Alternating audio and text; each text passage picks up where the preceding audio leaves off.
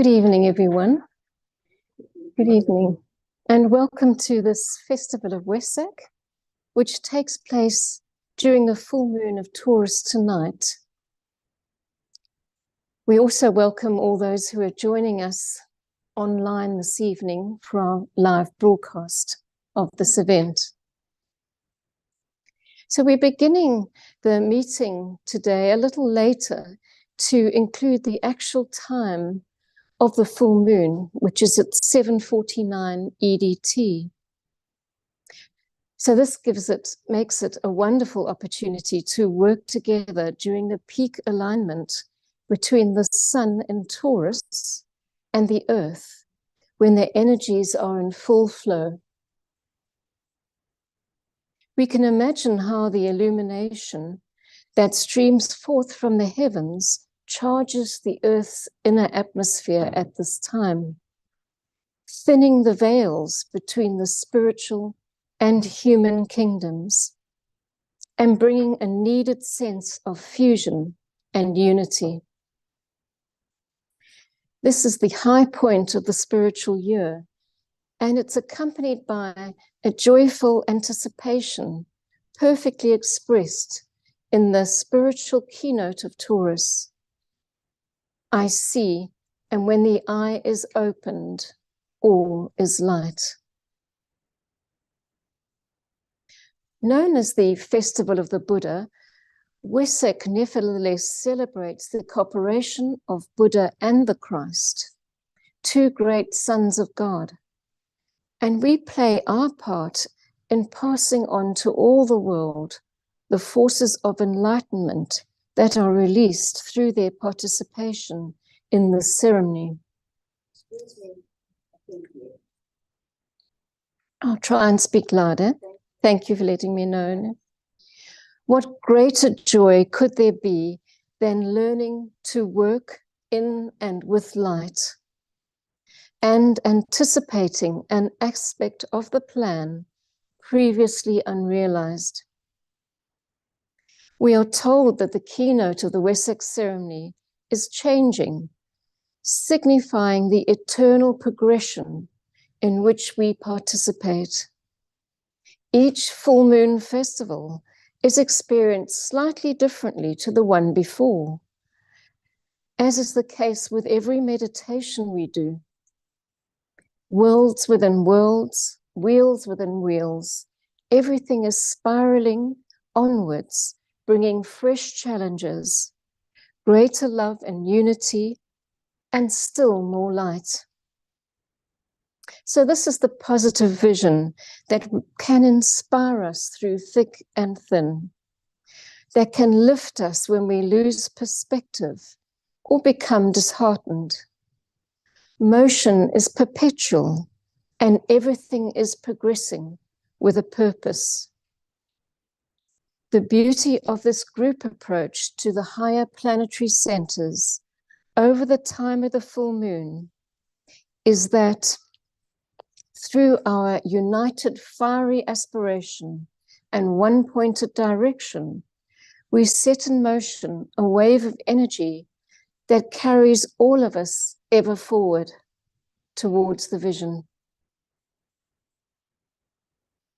So with this in mind, perhaps we can just pause and take a few moments and then say together the Gayatri, where we invoke our cyclic return to the Sun of Righteousness. And the card for the Gayatri is a little white card on your seats.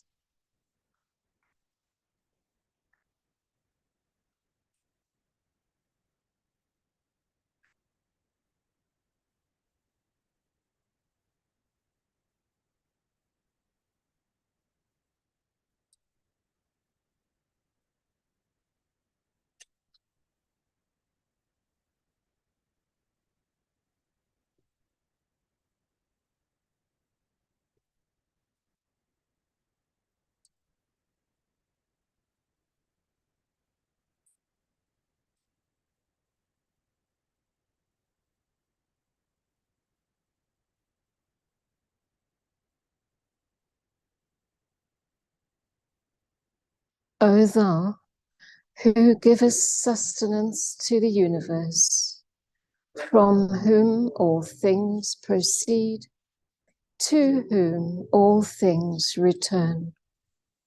Unveil to us the face of the true spiritual sun, hidden by a disk of golden light, that we may know the truth and do our whole duty as we journey to thy sacred feet.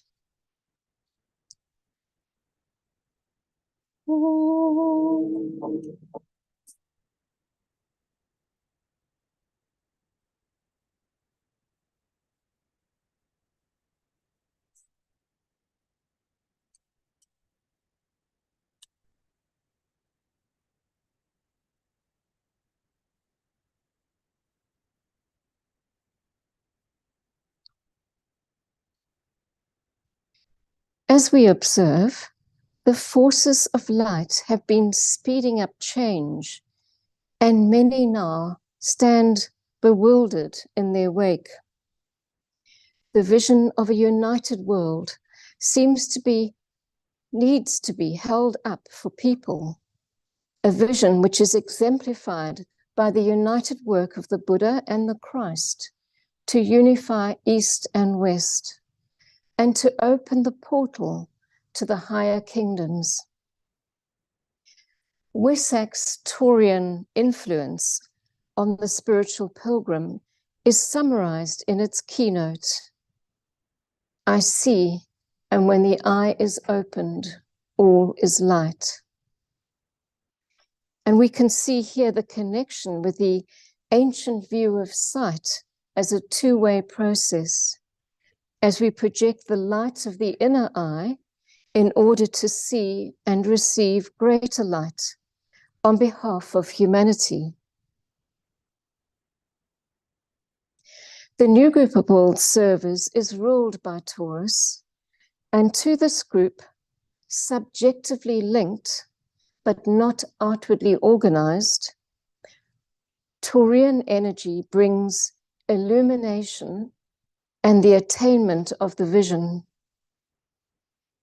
So this group is, figuratively speaking, the bull rushing forward upon a straight line with one eye fixed upon the goal and beaming light.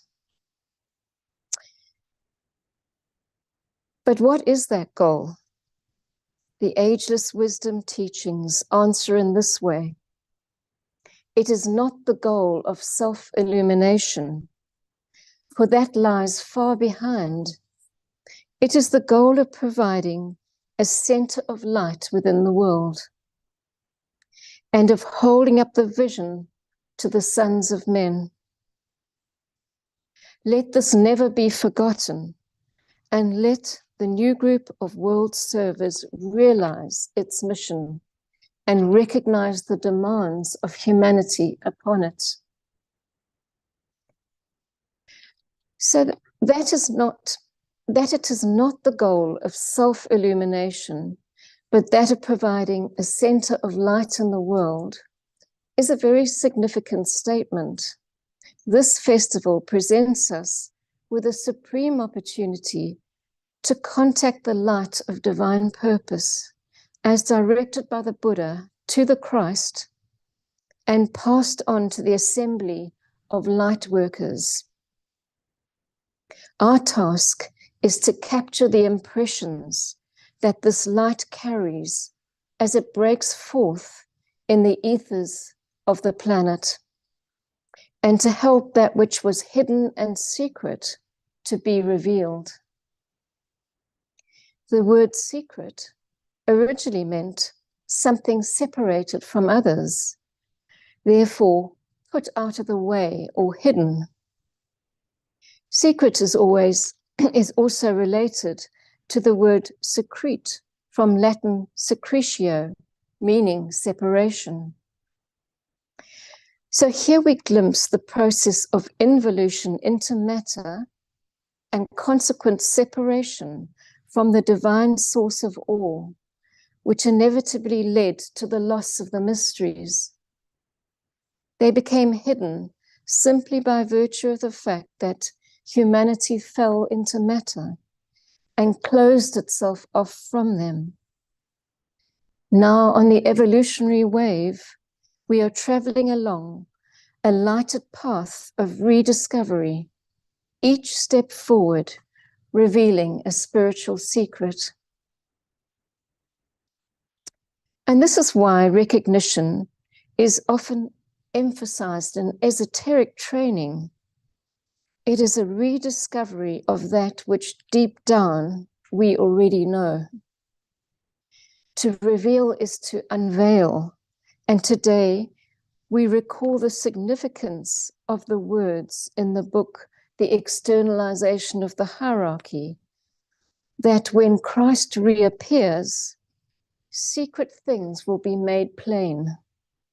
And, quote, by this emergence of the good and of the bad into prominence, men will arrive at knowledge, at understanding, and will be forced to take those steps which will be needed to build a new and better world. Well, these words seem extremely relevant today. The illumination that the Buddha brings to us at the Wesak ceremony during his brief appearance appears to heighten the awareness of these secret things and their coming revelations. It is a time of silent expectancy when we stand poised and ready to make use of the light that pours into the gathered assembly, led by the Christ on the inner and outer plains of a Himalayan valley. So all who subjectively link with one another at this time can become sensitive to the magical forces pouring through the rents and the veils of illusion and glamour. And this subjective formation is a dynamic conduit for the light that streams through the heart of the spiritual sun into the consciousness of the new group of world servers. This group is responsive to the light of Taurus after it has been stepped down by the spiritual hierarchy. The hierarchy, the planetary center of love, has in turn received the light from a group of divine contemplatives known as the Nirmanyakayas, who in turn receive it from the Buddhas of activity. And even behind this group stand the reflecting lights, those exalted lives being, to a certain extent, extraplanetary, and they focus cosmic creative energy, making it available on demand to the council at Shambhala, Shambhala being the highest spiritual center on our planet. And so stage by stage, light is reflected from one source down to another, with all the various groups of lives in between, acting as mirrors, catching the light from a higher level of existence, using it for their own purposes, while reflecting it down to a group of lives at a lower level of existence. In this way, the flower of consciousness of any given group unfurls its petals and grows towards the highest light it's capable of registering. So this capacity to reflect light is inherent in every atom of the manifested universe, because ultimately reflection is a characteristic of the unknowable source of all, that which is no God, and yet the source and totality of them all. Each separated unit, be it God or atom, is a living mirror of this source. In Sanskrit texts, it is said that the creative source of the divine mind, quote, hidden in a veil of thick darkness, formed mirrors of the atoms of the world and cast reflection from its own face onto every atom. So this is further elaborated in an article by Helena Blavatsky entitled God's Monads and Atoms.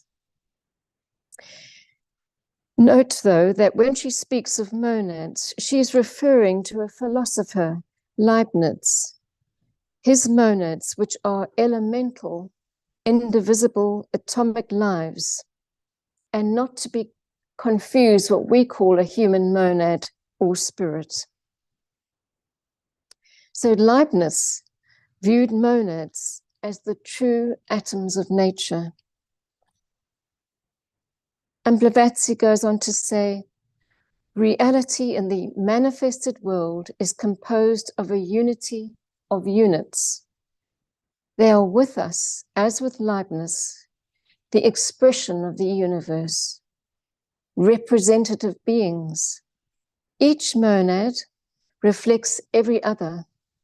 In mirroring the world, the monads are not mere passive, reflective agents, but spontaneously self-active. They produce the images spontaneously, as the soul does a dream. In every monad, therefore, the adept may read everything, even the future.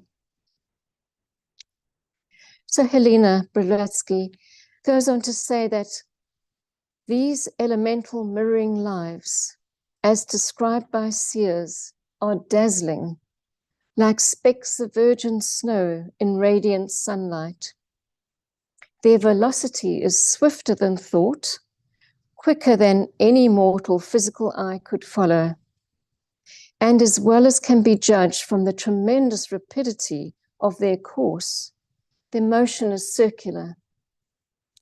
Standing on an open plain, on a mountain summit especially, and gazing into the vast vault above and the spatial infinitudes around, the whole atmosphere seems ablaze with them, the air soaked through with these dazzling coruscations.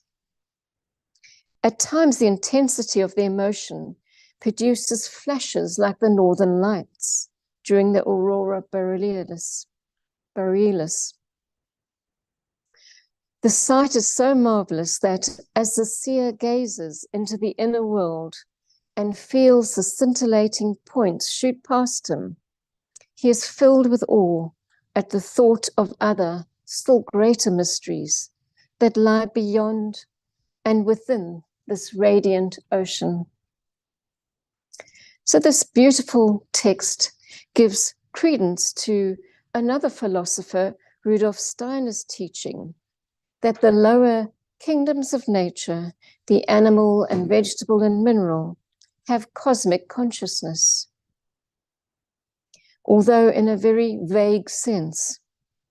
It is only when the animal becomes individualized and a fully fledged member of the human kingdom that this cosmic awareness is lost and self-identity and self-reflection takes its place. In his words, no crystal could be formed without the assistance of all surrounding nature. No single link can be severed from the chain of the cosmos and set apart by itself. Therefore, whoever views a crystal rightly will see in it a picture of the whole of nature, indeed of the whole cosmos. Thus, the whole cosmos lives in the form of a crystal. And when substance has become capable of sensation, what then dwells in the sensations of the most elementary creatures? Such sensations mirror the cosmic laws. So each separate living creature perceives within itself, microcosmically, the entire macrocosm. The life of an elementary creature is thus an image of the life of the universe, just as a crystal is an image of its form. The consciousness of such living creatures is, of course, but dim. Yet this very vagueness of consciousness is counterbalanced by its far greater range. Man no longer merely lives the cosmic life in a state of dull consciousness, but he adds his own special inward existence. Through the process of individualization, he is now conscious of his inner life. And out of this inner life, he forms at a higher stage a new world of images in which it is true only a small portion of the outer world is reflected, but in a clearer and more perfect manner than before.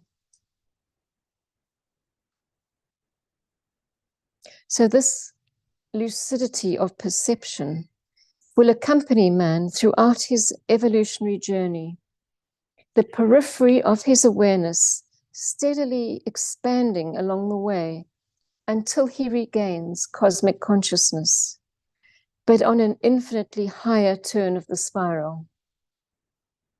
At his stage of consciousness, of evolution, the requirement is to smooth and polish the mirror of the mind and make of it a limpid reflector of truth. To become a living mirror or reflection of truth and light in these times of terrific change and upheaval, quiet, persistent effort is needed more than ever.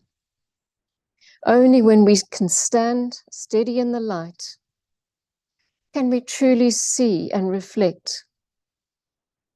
And a common hindrance to this reflecting capacity is an overactive mind, which continually darts from thought to thought, and therefore cannot catch the light that is falling on it from on high. The solution lies in learning simply to reflect, both in the sense of quiet thought and in the sense of a quiet radiance. The Yoga Sutras of Patanjali have much to teach us here, many of them addressing the problem of the restless mind stuff, or chitta, that makes it incapable of reflection. Other sutras explain how, through meditation and the removal of hindrances, one is finally able to focus the mind one-pointedly and enter into contemplation, which is another way of describing deep inner reflection.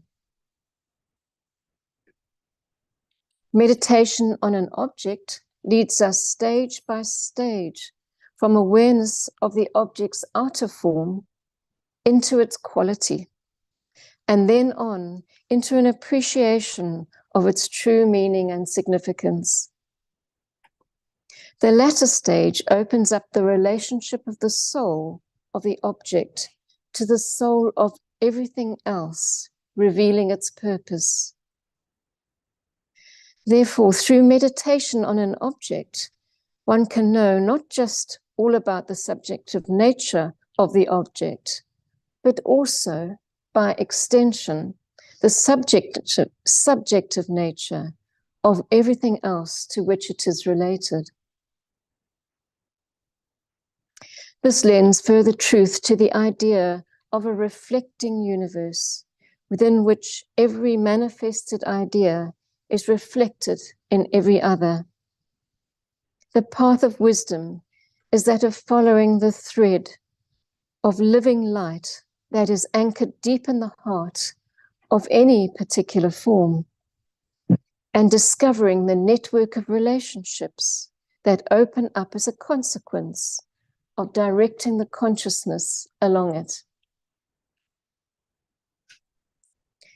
So this process is, in effect, one of simplification. It is discarding the extracurricular activities of the mind in order to focus on its legitimate purpose as a tool of navigation.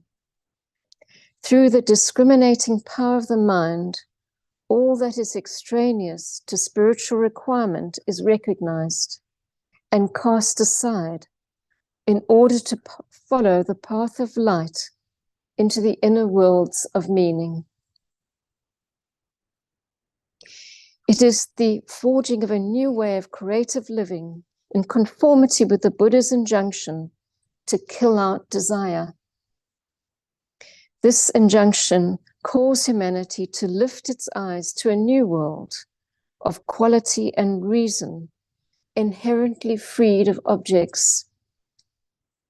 It's only when this freedom from desire is consciously sought, however, and the soul recognized in the waking consciousness, that humanity will stand as a unified whole, detached and liberated from all veils and forms in the lower worlds. Perhaps we are seeing the beginning of this path to greater simplicity and a search for truth as people grow weary of corruption, manipulation, and political deception. The Buddha taught that all suffering is caused by desire for form life, and this is because it instantly feeds the separative spirit to some degree, and so contravenes the great law of love.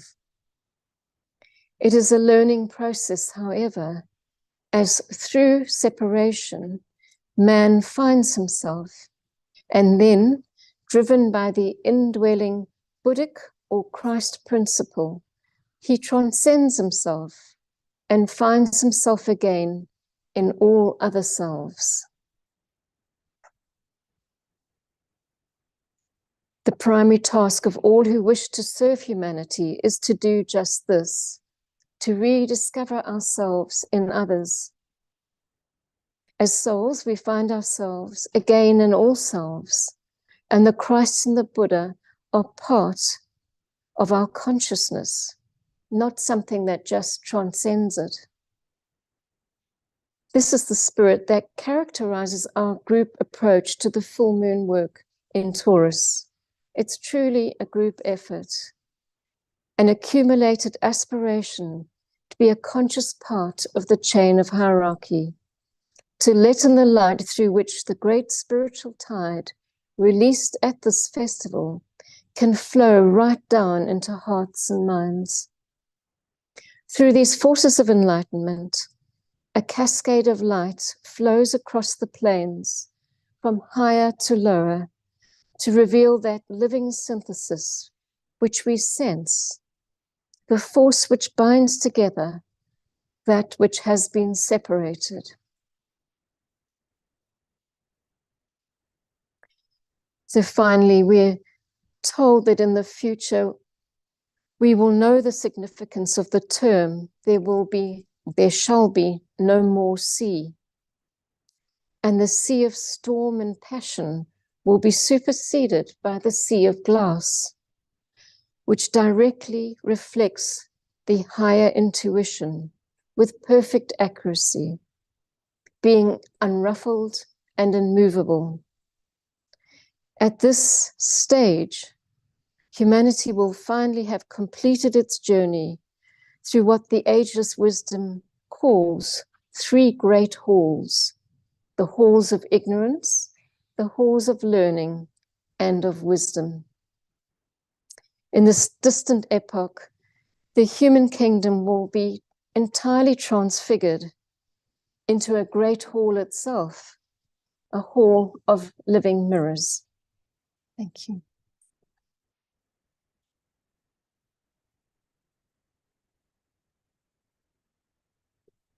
So we'll go into our meditation now.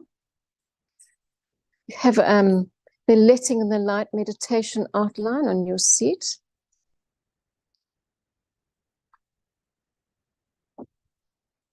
I'll read out the stages as we go along so we can all keep together, and we'll say out loud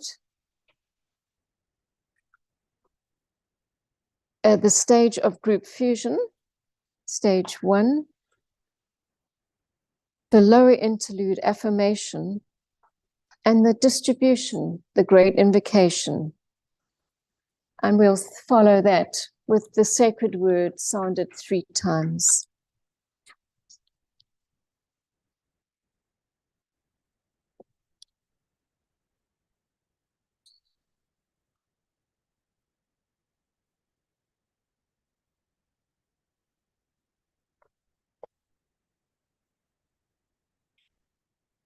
Letting in the light. We affirm the fact of group fusion and integration within the heart center of the new group of world servers, mediating between the spiritual hierarchy and humanity.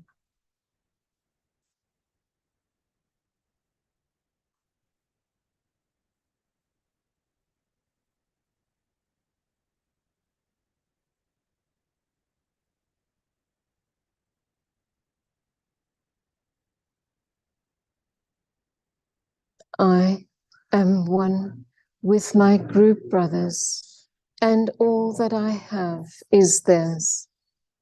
May the love which is in my soul pour forth to them. May the strength which is in me lift and aid them. May the thoughts which my soul creates reach and encourage them.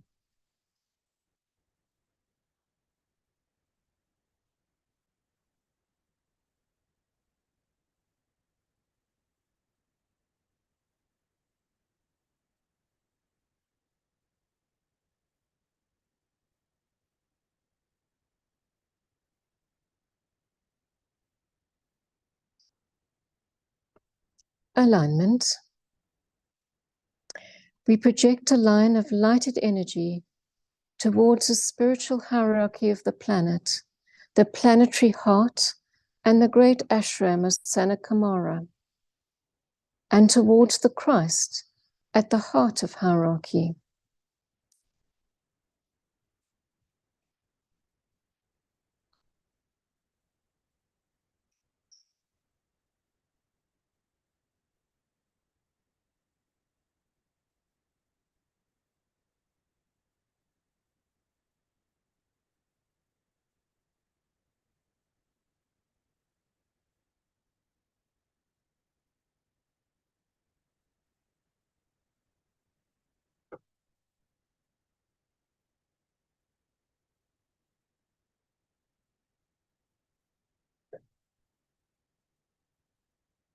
Extend the line of light toward Shambhala, the center where the will of God is known.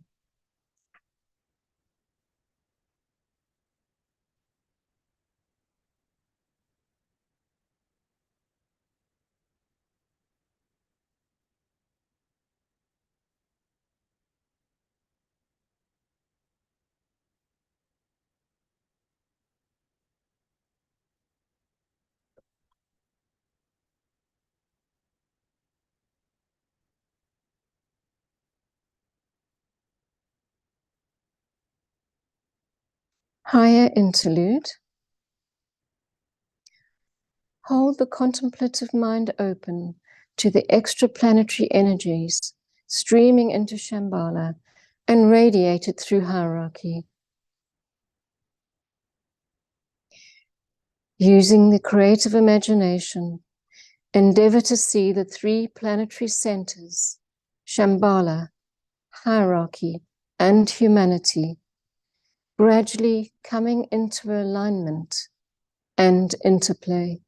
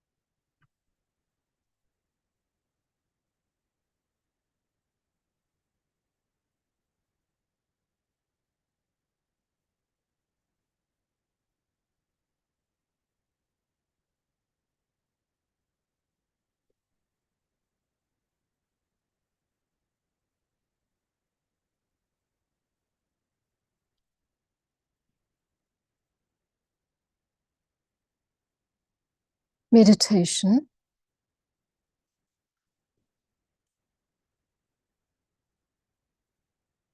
Reflect on the seed thought, I see, and when the eye is opened, all is light.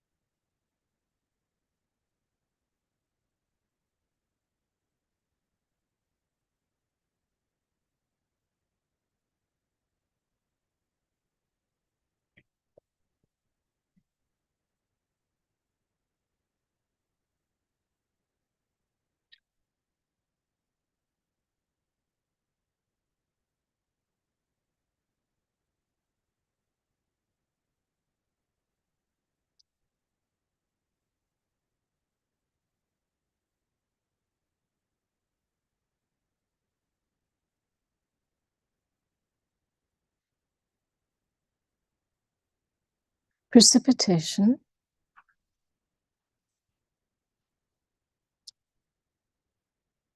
Using the creative imagination, visualize the energies of light, love, and the will to good pouring throughout the planet and becoming anchored on Earth in prepared physical plane centers through which the plan can manifest. Use the sixfold progression of divine love as a sequence of energy precipitation. Shambhala, hierarchy, the Christ, the new group of world servers, men and women of goodwill everywhere in the world, and physical centers of distribution.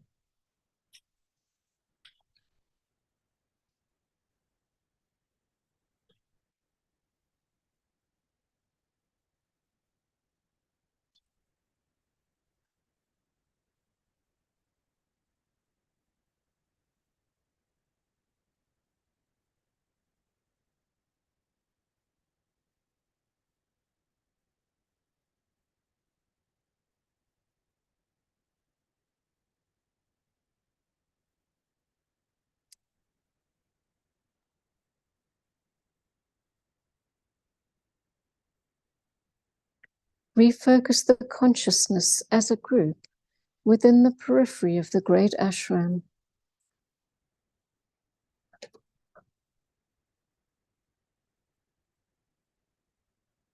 In the center of all love, I stand. From that center, I, the soul, will outward move. From that center, I, the one who serves, will work. May the love of the divine self be shed abroad in my heart, through my group, and throughout the world.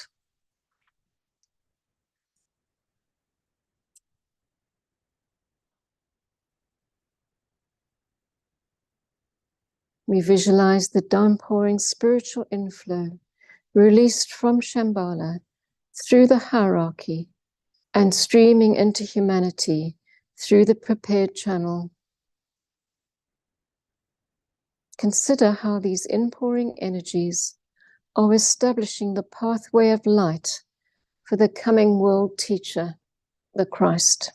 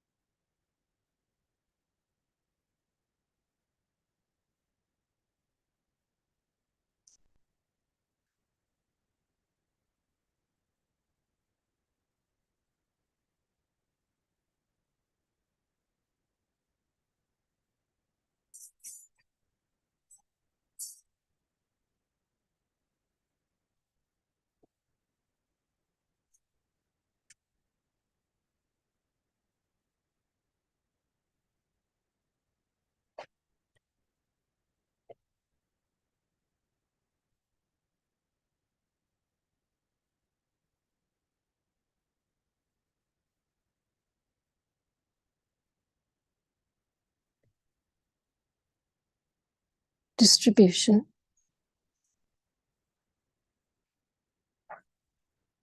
We say the great invocation now at the peak time of the Wesak festival, Taurus full moon. We visualize the outpouring of light, love, and power from the spiritual hierarchy through the 5 planetary inlets: London, Darjeeling, New York, Geneva, Tokyo, irradiating the consciousness of the whole human race. From the point of light within the mind of God, let light stream forth into the minds of men. Let light descend on earth.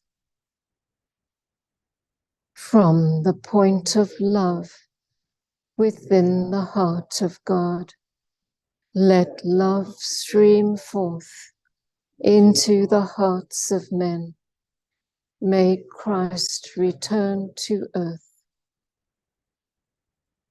From the center where the will of God is known, let purpose guide the little wills of men, the purpose which the masters know and serve. From the center which we call the race of men, let the plan of love and light work out, and may it seal the door where evil dwells. Let light and love and power restore the plan on earth.